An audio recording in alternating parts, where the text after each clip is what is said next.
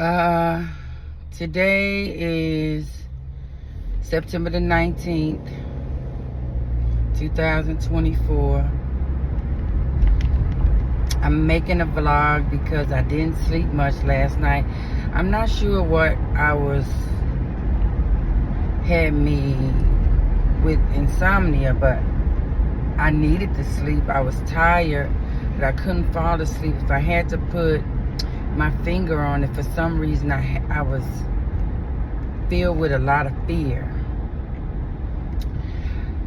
I feel like I've been making a lot of progress on my healing journey, on my mental and emotional healing journey.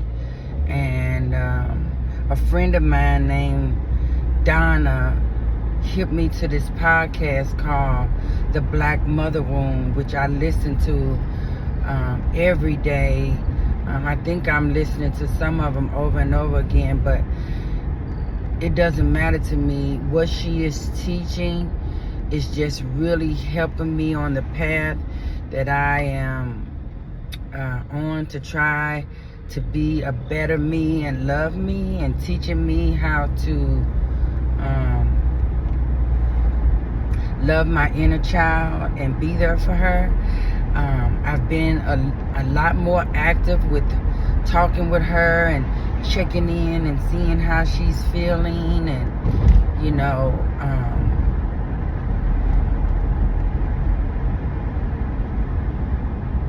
I'm a little thrown off by a new relationship. Not really new, but somebody I've known that I haven't been hanging out with. I guess we've been trying to hang out, and somehow I feel like I'm betraying myself with her. She seems to be a bit bossy and reluctant to take any type of suggestion that I may make, and she tries to cultivate the request. She'll say, you want to do this, you want to do that, and then I say, well, yeah, let's do this, and then she'll come back after I say, yeah, let's do it, and say, nah, I'd rather do this. And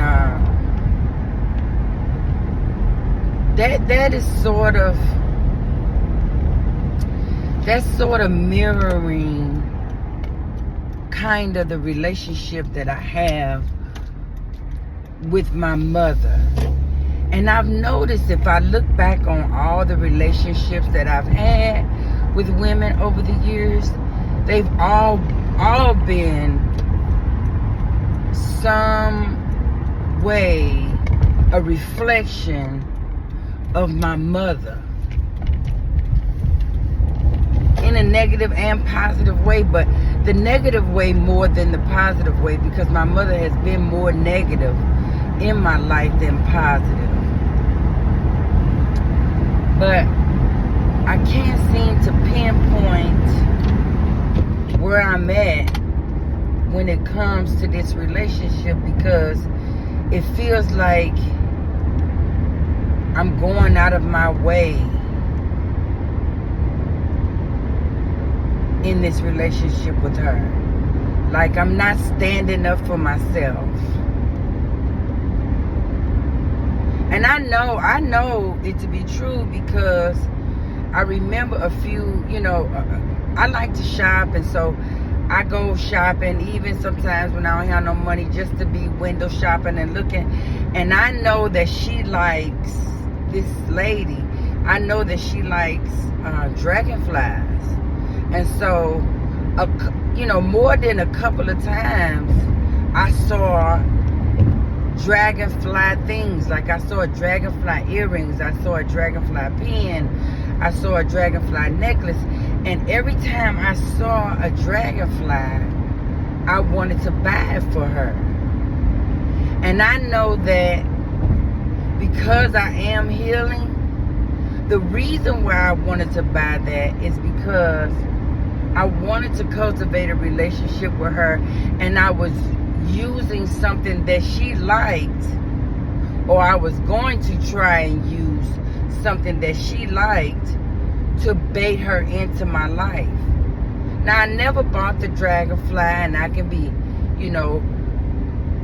pretty proud of myself for not doing that, but that's the people pleaser in me that I'm trying to get away from.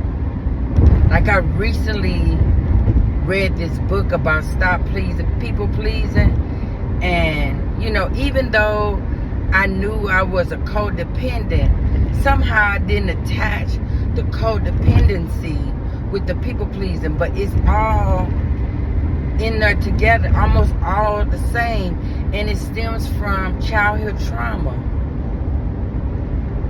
And I want to just attract more healthier people in my life that I don't have these people pleasing ways toward. And I know that from listening to the Black Mother Wound podcast, that really the only way I can do that is to love me in a way that I want somebody else to love me. Because she said something on one of the podcasts that it took me way back to a friendship that I had in Colorado with this girl. And when things got hard in my life with my ex-husband at that time, I started leaning on her for support, and and all I really needed, in my opinion, was a friend. Maybe I was asking for more than that in her opinion, but I would ask her to do things like pay my cell phone bill, and I would pay her back because my accounts was all messed up because of our relationship. He had wrote a bunch of checks and stuff like that. Now, I had the money, and I was accustomed to paying for my stuff, with my own bank account and checks and things like that. But I couldn't because my checking account was messed up, and I had the money. So I would ask her to pay it, and then I pay her the cash. Well, she got upset about that. And I can't remember exactly what the details was, but she got upset about it. And one day she just said to me, over the phone, she was like, I don't know what happened to you, but, you need to, get it together, and, we can't be friends. And I'm paraphrasing. I don't know exactly what it said, but it was really harsh in my opinion, especially because I was just going through so much emotionally, with the relationship that I was in. I was being abused by my ex-husband physically, something that had happened to me before. I'm in my early 40s dealing with domestic violence with somebody that's want to whoop my ass. And so that was weird, and just all the shit that I was dealing with him. And so she just came out of nowhere and was like, until you get your life together, we can't be friends, and just stop fucking with me. And I noticed that in my relationship with women, I'm doing all the leg work to keep the relationship going. And if I don't do all the leg work, they don't have no problem walking away from me like I never existed. And I'm talking about, this is I can go through friend after friend after friend after friend. I mean, I remember all the way back to when I was 6 or 7, and I'm gonna tell you, I don't even remember a whole lot past the age of 8, So to remember this, it really affected me. But I had a friend that I thought was my best friend that lived upstairs from me, and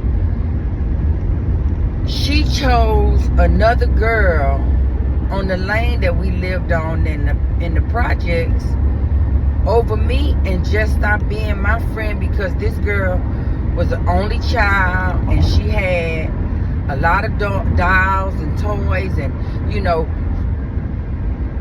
I literally would let that same girl do anything to me. Let her do anything to my hair. Even when my mama told me, don't let nobody play in your hair, I would just let her do anything to me, just so that she would be my friend.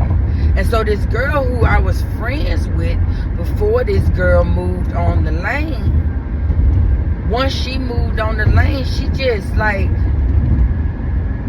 stopped fucking with me to be her friend. So I've been dealing with this for a long time. And I need to like really get like a solid understanding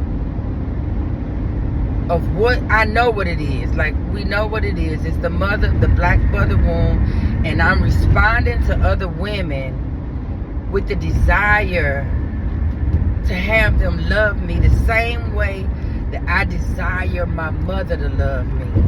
And because I want that love and I want that affection and I want that attention so much, I'll do anything for it. And I believe that the women, including my mother, sense that I want it that bad. And at some point, like, like, they feel like, go away, you peasant, I don't want you anymore. And just talking about this on this vlog this morning is giving me some clarity. I feel like I'm alone a lot. Like there's like, they got this thing out, right? Not right now, but not too long ago I saw it online where it said that if somebody was gonna give you, $50 million, I don't know how much it was, but $50 million if you called someone and they answered the phone, who would you call? And when I saw that, I was literally stumped, because there was no one that I could think of that I could call, because there's no one I can call and they're gonna answer the phone. Everyone that I even have any kind of relationship right now today with, I either need to text them and ask them, can they talk? And if they can, for them to call me. Or if I do call them impromptu without consulting them first, they don't answer, and then they call me back. And then the crazy thing about them calling me back, I'm trying to think of a time where they called me back and they actually wanted to know what I was calling for. Because I literally had one of my friends, I really needed to talk this day. I can't even tell you what I needed to talk about, but I really needed to talk to this day. And this is a person that, I do better in long distance relationships with women, that we don't talk all the time. We just talk, randomly when they need somebody to talk to. That's when we talk. Anyway, I reached out and I asked her if she could talk to please call me. She picked up the phone and called me right away. But when she called, because I'm a people pleaser, we said the pleasantries of hi, how you doing. Once I said how you doing to her, it was all about her for the next, like, I would say 12 to 15 minutes. And I listened intently. You know what I mean? Responding and letting her know that I was listening without interrupting. Doing all the things that I would love for somebody to do for me. And when she got finished, telling me about all of her lovely life and her husband and her kids and her grandkids and what she was doing and going for her birthday and how they was going to celebrate her and everything that was going on in her life. She said, well, girl, I got to go to the grocery store. I ain't going to hold you. I'll talk to you later. It never occurred to her that I had asked her to call me, so it was something that I needed to talk about. And when she hung up, I just kind of sat there and, was trying to figure out, what is it about me that people don't want to listen to me? Or they don't want to talk to me. They don't want to help me work through whatever it is I got going on. They don't have the energy to deal with what I need to deal with on no level. And I know a lot of people would say, well, I would just say, fuck them. I don't need them kind of people in my life. Somehow it's not that easy for me. It takes a long time for me to do that. And it takes a lot of hurt. It takes a lot of times you hurting me for me to realize that I'm hurt. And I know and I'm hurt while it's going on, but I guess it's the you got your brights on, baby. Damn, you trying to blind me?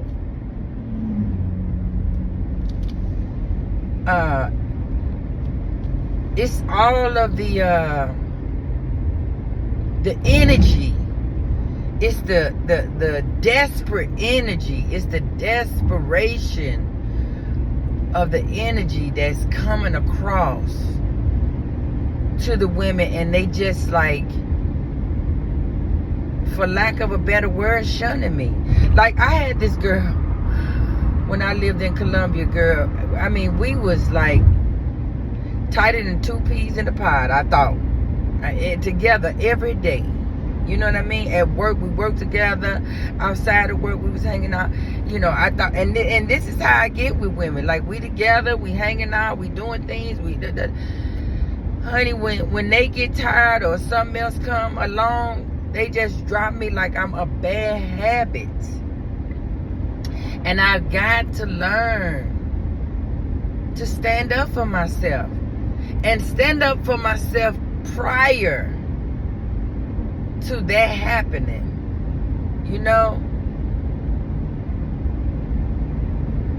I had and I'm able, look, I've learned in this journey and process that I'm going through to kind of do it with men.